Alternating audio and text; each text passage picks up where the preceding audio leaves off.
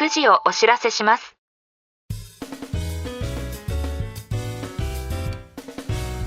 This program is Whiskey Radio, Drama FM. 時刻は午後9時を回りました。金曜日の夜のウイスキーラジオ、ドラマ FM のお時間です。お相手はナビゲーターのシーカーでお送りします。この番組ではウイスキーニュースをはじめ、バーで見かけたら一度召し上がっていただきたいウイスキーをご紹介していきます。ぜひお酒を飲みながらどうぞ最後までお付き合いください。ワイルドターキーのフラッグシップ、ワイルドターキーバーボン101が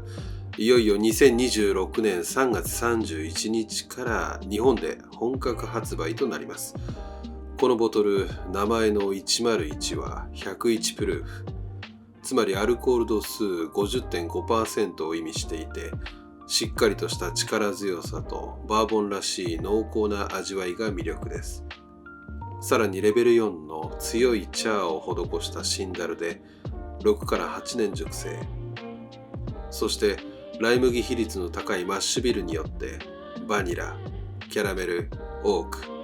そしてスパイス感のある骨太なスタイルに仕上がっています。そして今回この日本本格上陸を記念して渋谷では体験イベントワイルドターキーアメリカンクラシックマーケットも開催されます。日程は4月10日から12日までの3日間。会場は渋谷キャストスペース&ガーデン。ヴィンテージカルチャーとアメリカンクラシックをテーマに、ハイボール、ホットドッグ、DJ、レコード、雑貨、そしてヴィンテージショップまで並ぶ空気ごと楽しめるイベントになりそうです。しかも屋外エリアは入場無料。ウイスキーを飲むだけでなく、カルチャーとして体験できます。面白そうなイベントですね。それでは海外ニュースをお届けしたいと思います。ダブリンを拠点とするロー&コーが新たなフラッグシップとなるシグネチャーブレンドを発表しました。今回のリリースは単なるラベル変更や限定品ではなく、ブランドの今後を象徴する新しい顔として位置づけられているのが特徴です。今回登場したロー&コーシグネチャーブレンドは、そのブランドの中核を担う存在として設計されたボトルで、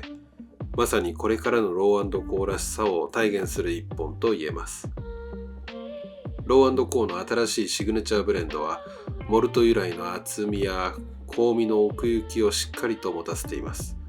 これにより単に軽くて飲みやすいだけではなく、ストレートでもしっかりと楽しめる複雑さを備えたブレンドに仕上がっているのがポイントです。公式テイスティングノートによりますと、香りはキャラメル、バニラ、シナモン、そしてカッカ。味わいはキャラメルと焼き菓子のスパイスの香りにバニラの甘み。焦がした桃やカッカのほのかな香りが穏やかな木の香りと絶妙なバランスを保ち、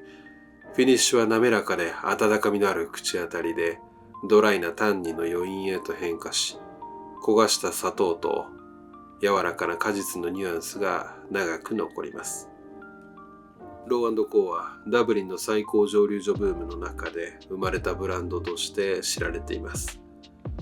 伝統的なアイリッシュウイスキーの文脈を踏まえながらも、その見せ方や世界観は非常に現代的で、特に都市型バーカルチャーとの相性がいいブランドです。今回のシグネチャーブレンドもそうしたブランドイメージをさらに強める一本と言えるでしょう。ラベルやボトルデザイン、そしてシグネチャーという打ち出し方からも、単なる量産ブレンドではなく、ブランド哲学を体現するプロダクトとして位置づけられていることが伝わってきます。ここで面白いのは、今のアイリッシュウイスキー市場において、あえてシグネチャーブレンドを前面に押し出してきた点です。近年のウイスキー市場では、どうしてもシングルモルトや限定ボトルに注目が集まりやすい傾向があります。しかし実際には多くの消費者が最初に手に取るのは日常的に楽しめるスタンダードレンジです。その意味で今回のリリースはロー&コーが話題性のあるブランドから継続的に選ばれるブランドへ進化しようとしているサインとも読めます。この新しいシグネチャーブレンドは日本市場との相性もかなり良さそうです。なぜなら日本ではストレート、ロック、ハイボールといった飲み方の幅広さが重要視されるからです。ロー&コーのように飲みやすさと香味の厚みを両立させたブレンドは日本の消費者にとって非常に受け入れやすいスタイルです。またシンプルで洗練された世界観も日本のバーシーンや若い飲み手にフィットしやすいでしょう。もし今後日本市場での露出がさらに増えてくれば現代型アイリッシュの定番として存在感を高めていく可能性も十分にありそうです。動画の概要欄に公式サイトのリンクを貼っておきますので、気になる方はぜひチェックしてみてください。ドラム FM では皆さんからのお便りを募集しています。いただいた内容は番組内でご紹介させていただきますので、おすすめのウイスキーや素敵なバーのご紹介などをコメント欄にお寄せください。感想や質問も大丈夫です。たくさんのお便りをお待ちしています。それでは今日のゲストなんですけども、この番組ではゲストと称しまして私が購入したウイスキーを皆さんにご紹介したいと思います。本日はウィームスモルトからベルベットフィグ12年です。ウィームスモルトはウィリアム・ウィームスによってスコットランドのファイフに2005年に設立された家族系のインディペンデントボトラーです。コアレンジのブレンデッドモルト3種のほか、様々な蒸留所のシングルモルトをリリースしています。また、ラベルには同家が所有するウィームス城がロゴマークに採用されています。ウィームス家は12世紀から続くファイフの名家で、広大な大麦畑を所有しており、以前から大麦を蒸留所へ供給していました。また、南フランスにはワイナリーも所有しています。このような種類業界とのつながりがきっかけで、2005年にインディペンデントボトラーとしてウイスキー事業に本格的に参入し、2014年にはキングスバーンズ蒸留所を設立。現在、ジンやシングルモルト作りも行っています。ベルベットフィグ12年は、ウィームスモルトのマスターブレンダー、イザベラ・ウィームスが厳選した6タルのスモールバッチで12年熟成のブレンデッドモルトです。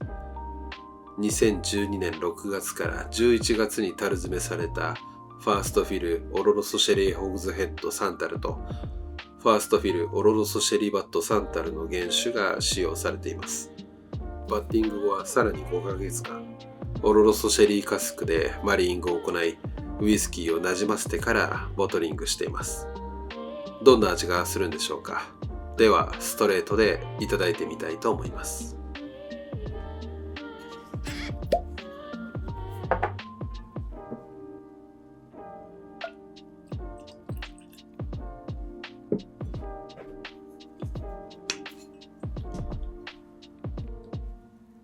はい、注ぎ終わりました。色味は赤みの強いブラウンですね。早速香りからいただいてみたいと思います。トップノートは濃厚なベリーの香り。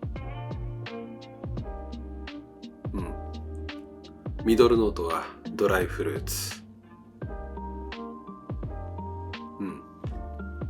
ラストノートはナッツやチョコレートの香りがします。では味わってみたいと思います。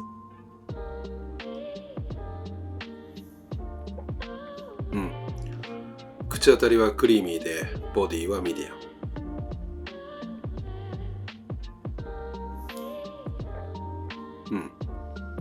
熟したイチジクにアプリコット。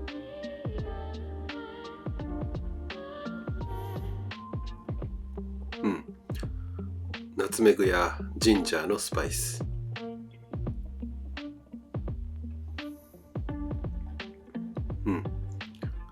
砂糖を入れた紅茶のような甘み。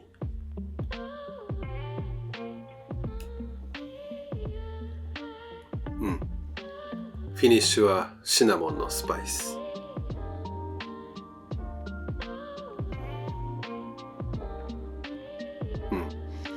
ビターなタバコの葉に木の風味が余韻に長く続きます。非常に美味しいですね。口当たりは油分から来る滑らかさが際立ち、名前にもあるベルベットがよく合います。濃厚なフルーツに落ち着いたスパイス、上品な甘みが口の中でほどけるように広がり、ビターな余韻がいい締めくくりになっています。これはストレートをおすすめしたいですね。もしバーで見かけることがありましたら、ぜひ召し上がってみてはいかがでしょうか。そろそろお時間となりました。次回のゲストはスターワード蒸留所からトゥーフォールドをご紹介したいと思います。このラジオが気に入っていただけましたら、コメント、高評価、チャンネル登録をよろしくお願いします。それでは良い週末を。お相手はシーカーでした。